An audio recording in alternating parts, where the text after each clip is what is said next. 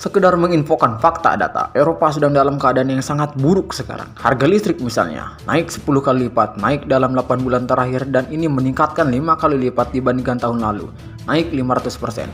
Harga-harga di pasar naik 2-3 kali lipat, harga kamar hotel misalnya, yang biasanya dalam kurs rupiah antara 1,5-2 jutaan, saat ini 4-6 jutaan dan terus-terus kosong ke negara Eropa, sepi.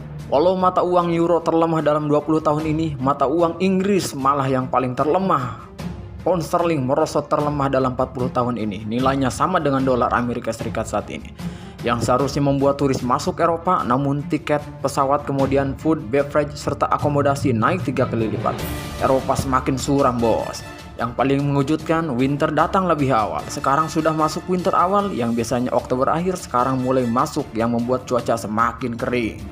Harga listrik yang tinggi bukan hanya mengganggu rumah tangga, namun pabrik-pabrik, industri, dan bisnis terkena dampaknya. Yang semua ini mengarah ke resesi dengan daya beli menurun drastis di Eropa. Ditambah sekarang Uni Eropa punya persoalan baru yang harus dihadapi. Kekurangan pangan, energi bertambah parah yaitu pipa gas Rusia bocor. Hebatnya lagi kebocoran ini bukan hanya di Nord Stream 1, tapi juga di Nord Stream 2. Bareng-bareng bocornya. Rusia yang sudah menaikkan harga gas 2 kali lipat dan sudah mengurangi suplai gas 50%. Mendadak tidak bisa mengirim gas sama sekali sebentar lagi. Karena kebocoran tersebut ini kebetulan atau sengaja dibuat-buat. Jerman dan Denmark mengatakan ini semua adalah sabotase. Is that right? Mari kita lihat. Rusia membangun 2 jalur pipa. Nord Stream 1 berasal dari Freiburg dan Ustluga untuk Nord Stream 2 didaratkan ke Gripa, Jerman melalui jalur pipa dasar Laut Asia, Baltik. Beberapa hari yang lalu keduanya mengalami kebocoran yang bersamaan secara misterius. Diawali dengan tekanan yang menurun di pipa Nord Stream 1. Di mana Swedia yang pertama melaporkan ada gelembung udara keluar di Laut Baltik yang dipastikan kemudian dari bocornya Nord Stream 1 dengan 2 kebocoran di tempat yang berbeda. Kemudian Denmark melaporkan ada 2 kebocoran di Nord Stream 2. Nord Stream 2 belum digunakan sepenuhnya karena walau sudah siap namun perang di Ukraina terjadi dan menghambat operasinya Nord Stream 2. Kita review lagi. Data lapangan di mana di tahun 2021 terdapat data bahwa 40% negara Uni Eropa dapat gas dari Nord Stream 1. Secara negara, Jerman menggunakan gas Nord Stream 1 itu 50% dari kebutuhan nasional Jerman. Prancis 27% gas nasional dan Italia 45% gas nasional dari Nord Stream 1. Dan itu hasil import Nord Stream 1.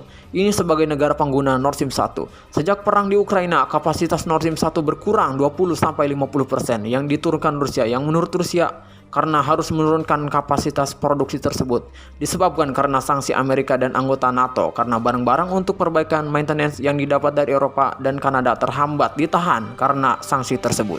Eropa yang sesungguhnya rugi sendiri. Intinya kalau tetap mau gas mengalir lancar dan kencang ya stop dong sanksi terhadap Rusia. Kembali kebocoran pipa gas, di mana peneliti Swedia mendapatkan fakta ada ledakan di dekat pipa tersebut sebelum kebocoran terjadi. Pertanyaannya adalah, siapa yang melakukan sabotase tersebut? Eropa kalau melakukannya sendiri, ini bisa dikatakan langkah bodoh yang memaksa negara Eropa kedinginan atau perang Ukraina bisa meluas ke seluruh daratan Eropa. Sementara Rusia mengklaim ini bukan Rusia yang melakukan sabotase, karena kerusakan pipa gas sudah pasti 100% merugikan Rusia. Gas adalah alat tekan Eropa, yang kalau dimatikan 100% Rusia bakal rugi besar.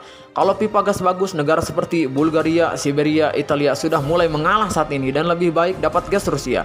Ini menguntungkan Rusia. Rusia tinggal buka keran ke arah negara yang menyerah tersebut. Strategi Rusia ini terbukti berjalan dengan baik. Namun kalau Nord Stream-nya rusak, bubar Eropanya dan ambil Rusianya. Bagaimana kalau kita bertanya pada pakar intelijen pertahanan yang saya samarikan dialognya ketika wartawan bertanya dan inilah jawabannya. Kemungkinan besar Amerika Serikat dibalik sabotase Nord Stream 1 tujuannya agar tidak ada dualisme dan maju mundur di Uni Eropa dalam melawan Rusia serta mendukung Ukraina. Saya pun masih bingung apa maksudnya dari pernyataan tersebut. Biar Eropa murka kali ya. Atau supaya Eropa lebih solid dalam mendukung Ukraina dan melawan Rusia. Selama ini Eropa masih mendua karena masih mempertimbangkan suplai energi dari Rusia. Sekarang sudah tidak bisa lagi. Jadi lebih solid sikapnya untuk tidak bergantung pada Rusia. Untuk memperkuat Abraham Accord, suplai energi Eropa telah diarahkan ke Timur Tengah dan minta Timur Tengah melayani kebutuhan Eropa pakai dolar. Saya pun bertanya, kenapa gas Shell Amerika tidak digunakan? Shell gas Amerika masih digarap bos, masih perlu waktu. Makanya dolar dibuat menguat nilai tukarnya agar waktu Eropa beli dari Amerika harganya anjrit. Dengan besarnya utang Eropa ke Amerika nantinya maka akan lebih mudah Amerika mempertahankan hegemoninya di Eropa.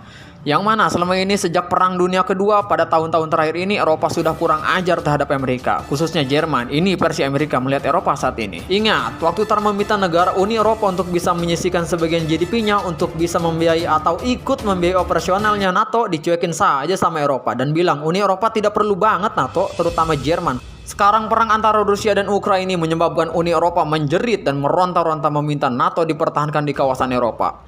Amerika di berbagai posisi sekarang merasa berada di atas angin dan dolarnya menguat, cadangan minyak dan gas alamnya sangat independen.